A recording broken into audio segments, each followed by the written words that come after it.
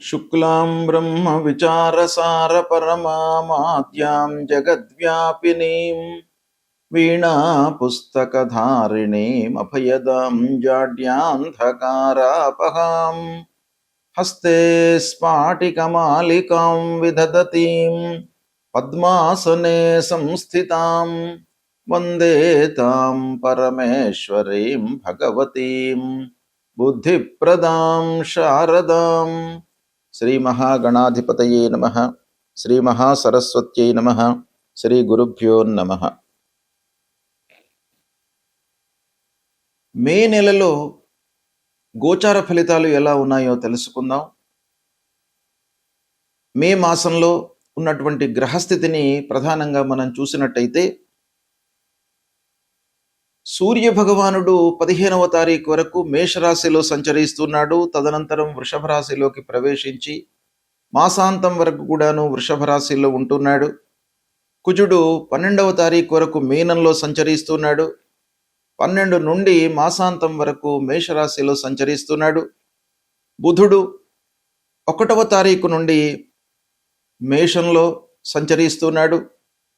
15వ తారీఖు వరకు ఉంటున్నాడు. 15వ తారీఖు నుండి వృషభ రాశిలోకి ప్రవేశిస్తున్నాడు. 29వ తారీఖు వరకు వృషభంలో ఉంటున్నాడు. 29 నుండి మాసాంతం మిథున రాశిలో ఉంటున్నాడు బుధుడు.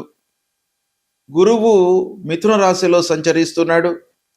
శుక్రుడు 14వ తారీఖు వరకు వృషభ రాశిలో సంచరిస్తూ 14వ తారీఖు నుండి మిథున రాశిలోకి ప్రవేశించి మాసాంతం కూడాను మిథున రాశిలో సంచరిస్తున్నాడు. శనైశ్చరుడు మీనరాశిలో సంచరిస్తున్నాడు. రాహువు కుంభరాశిలో సంచరిస్తున్నాడు. కేతువు సింహరాశిలో సంచరిస్తున్నాడు. ఈ విధంగా ఈ మే నెలలో గ్రహస్థితి ఈ 8 ముఖ్యమైనటువంటి గ్రహాల యొక్క సంచారము ఉంది.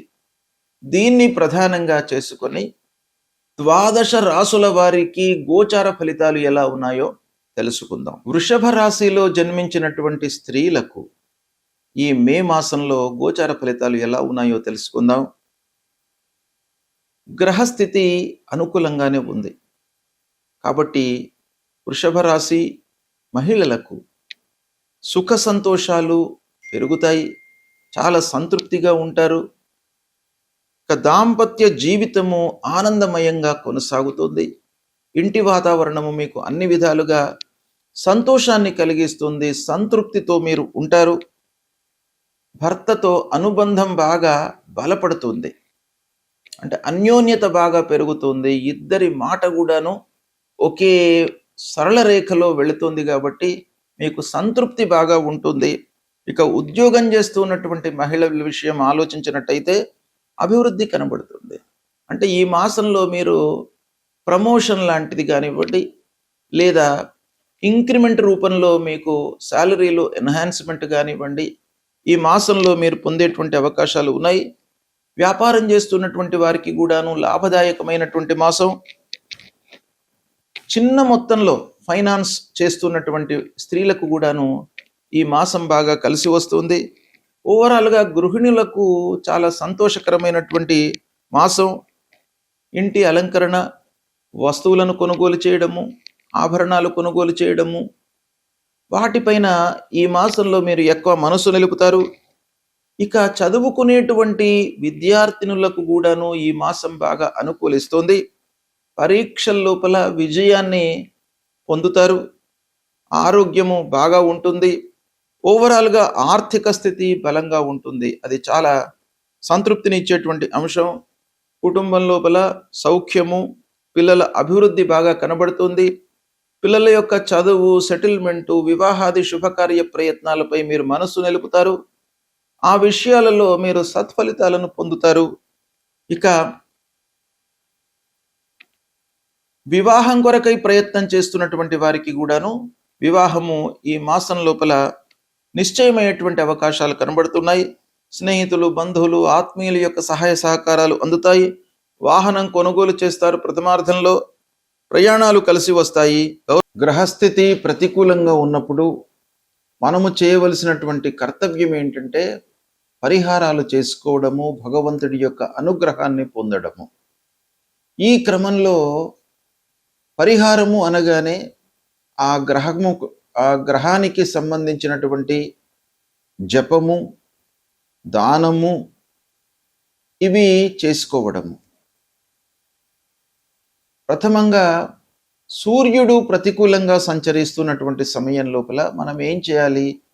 సూర్య భగవానుడికి సంబంధించినటువంటి మూల మంత్రాన్ని మనం జపించుకోవాలి.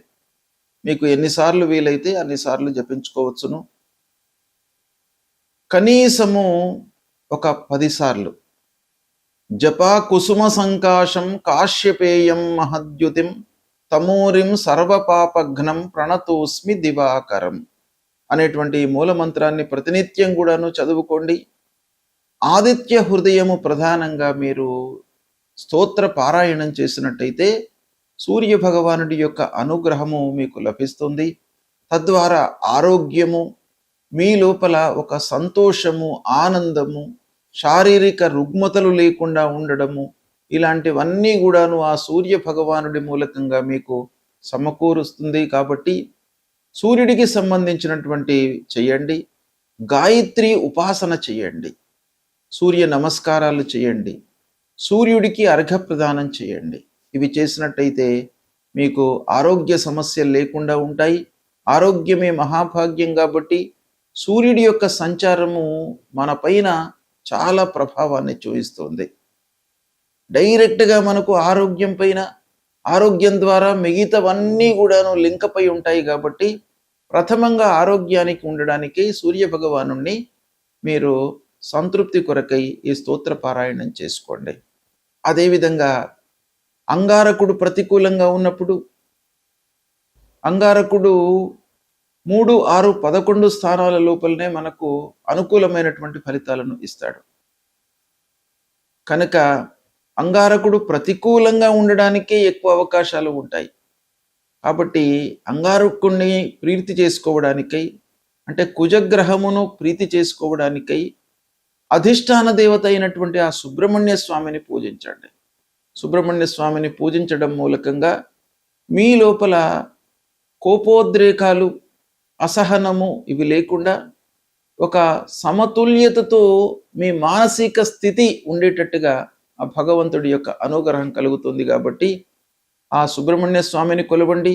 ప్రతినిత్యం కూడాను ధరణీ గర్భ సంభూతం విద్యుత్ కాంచన సన్నిభం కుమారం శక్తిహస్తంచ మంగళం ప్రణమామ్యహం అనేటువంటి మూల మంత్రాన్ని ప్రతినిత్యం కూడాను చదువుకోండి.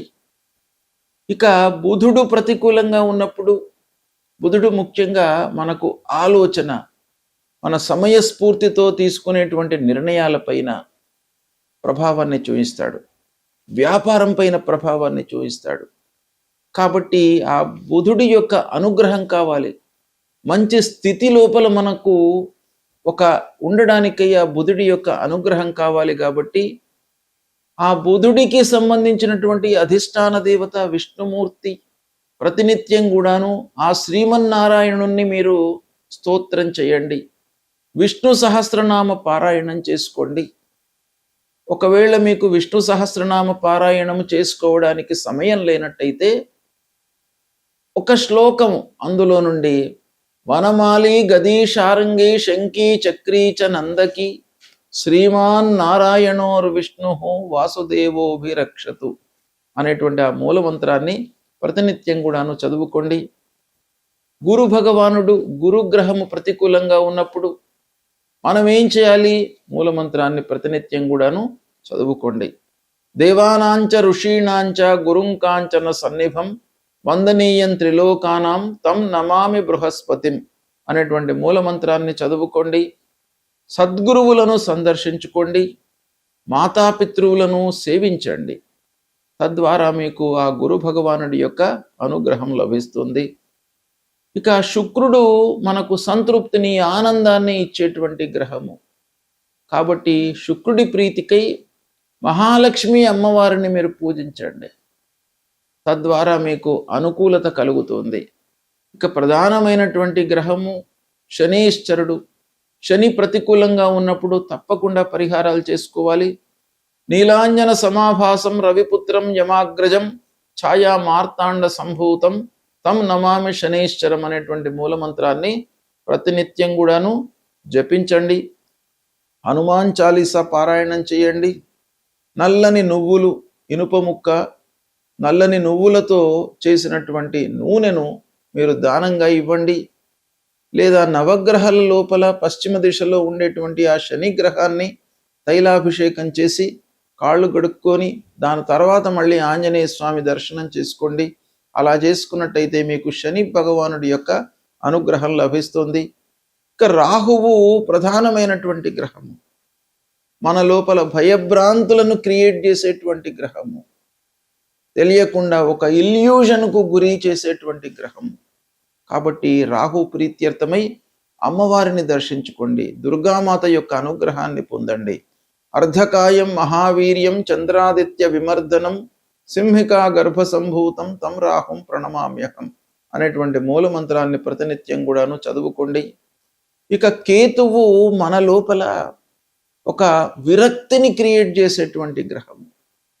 కేతువు ప్రతికూలంగా ఉన్నప్పుడు మనకు ఆ విషయం పైన అశ్రద్ధను క్రియేట్ చేస్తాడు. శ్రద్ధ లేకుండా మనం పని చేసినట్టయితే సక్సెస్ రేట్ అనేటువంటిది తగ్గిపోతుంది సహజంగా. కాబట్టి ప్రతి విషయం లోపల కూడాను మనకు శ్రద్ధ భక్తులు సమకూర్చుకోవడానికి ఆ కేతువు యొక్క అనుగ్రహం కావాలి. కేతువు యొక్క అధిష్టాన దేవత గణపతిని మీరు పూజించండి.